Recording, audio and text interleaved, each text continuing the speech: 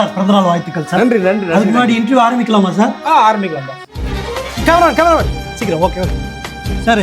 அமைச்சராகி 3 வருஷம் ஆகுது. நீங்க பண்ண நல்லது என்னங்க சார்? மாற்றம் என்னங்க சார்? தம்பி, மாற்றங்கள் கேட்குறீங்க. ஆமாம் சார். கிறிஸ்டோபர் அப்படின்ற என் பேரை தமிழ் காவலன் அப்படின்னு மாற்றி வச்சிருக்கேன். தம்பி, வேலை வெட்டிக்கே போவாத நான் 18 பேர் என் வீட்டில் வேலைக்கு வச்சிருக்கேன். வெயில் காலத்தில் என் வீட்டில் ஃபேன் ஓடாது. இன்னைக்கு என் டாய்லெட்டில் ஏசி இருக்கு. தம்பி, இன்னொன்று எல்லாம் புரிஞ்சுக்கணும், நல்லா விளங்கிறேன். அதாவது என் ஃப்ரெண்டுகிட்ட வண்டி கேட்கறதுக்கு போவேன். பெட்ரோல் இல்லை, வண்டி சேவை எங்கள் அம்மா எங்கே வச்சுக்கிறாங்க, இப்போ தான் வண்டி எங்கள் அப்பா எடுத்து போயிட்டாங்க அப்படின்னு சொல்லுவோம். என் இதையும் உடையும். இன்னைக்கு போய் என் வாசல்ல பாரு, 19 கார் நிற்குது, ஃபெராரி கார். இந்த மாற்றங்கள்லாம் போதாது. எல்லாமே ஃபெராரி காரா? தம்பி, குட் கொஸ்டின். எல்லாமே ஃபெராரி கார். ஒவ்வொரு கம்பெனியிலிருந்து ஒவ்வொரு கார். சார், நான் இந்த மாற்றத்தை கேட்கல சார், மக்களுக்கு ஏற்பட்ட மாற்றத்தை தான் சார் கேட்கறேன். அதை கேட்குறீங்களா? மக்கள் கேமரா பார்த்து சொல்லாமா சார்? 2021 ஓட்டுக்கு 5000 வாங்கினாங்க.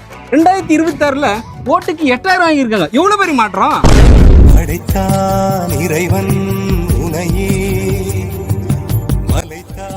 சார், என்னங்க சார் இப்படி உண்மையெல்லாம் போட்டு ஓடிக்கிறீங்க? அப்புறம் மக்கள் ஓட்டு போட மாட்டாங்க சார். கேமராமேன், இது வேணா கட் பண்ணிடலாம் சார். இந்த வேணாம். நான் திருடுன்னு மக்களுக்கு நல்லாவே தெரியும்.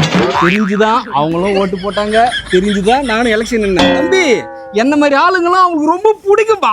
தம்பி, நீ கோபப்படுறத பார்த்தா நீ இன்னும் தமிழ்நாட்டு மக்களோட ஐக்கியமாகலன்னு நினைக்கிறேன். நீ நிறைய புக்கு படிப்புன்னு நினைக்கிறேன். புக்கெல்லாம் படிக்கக்கூடாது. இன்ஸ்டாகிராம் ரீல்ஸ் பார். இது